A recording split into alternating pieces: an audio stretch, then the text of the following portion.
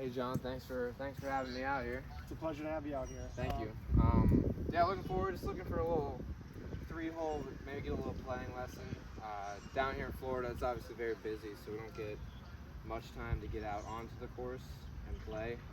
So I feel like I'm just a little bit rusty with my strategy and whatnot. I was just hoping I could fine tune that a little bit. If you guys tell me a little bit about Harris Bay. Yeah, so What we have here. we got 27 holes here. We're on Cypress number 10, one of our starting holes. We got a par 4 here with the dog leg right, some hazard on the left, and some healthy area on the left, and a little bit on the right to work with. So the green's an easy second shot.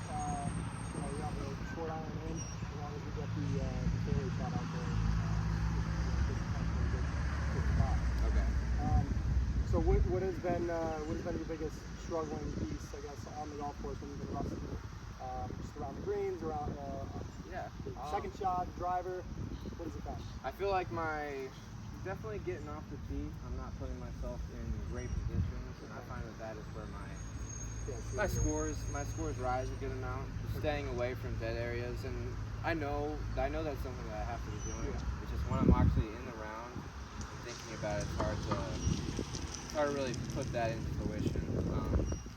So it's nice to be able to be out here with a PGA Pro helping me out a little bit. Absolutely. So what are we thinking first thing right off the tee? Are you looking for your area to attack, or are you looking at the areas that you don't want to go to, or are we just grip it and rip it? What's the game plan normally? So lately, when I have been playing, I get out there and I am just kind of walking up. I see anything over 400 yards, I'm gonna grab driver for. Anything under 400, I feel like I'm gonna hit through wood. Okay, so like this hole is a perfect example. We've got water penalty area coming up the left side, and it actually creeps in as you get further and further out there. And it's probably an issue for someone like you with the driver. So maybe this would be a strategy hole where you take a hybrid or a fairway wood, depending on how wood you're comfortable, or even a driving iron, possibly. But I like to definitely look at the spot first and say, all right, I have the trouble on the left. I have an area on the right to attack on. You normally play a draw, is that correct? Yeah. So here, you want to stay away from the left side. Obviously, your ball movements from right to left. So we're gonna probably aim a little bit up the right side. You can see the pin there. So that might be a good starting point, or maybe even a little bit right of the pin, right up by one of those trees on the right where the red bushes are.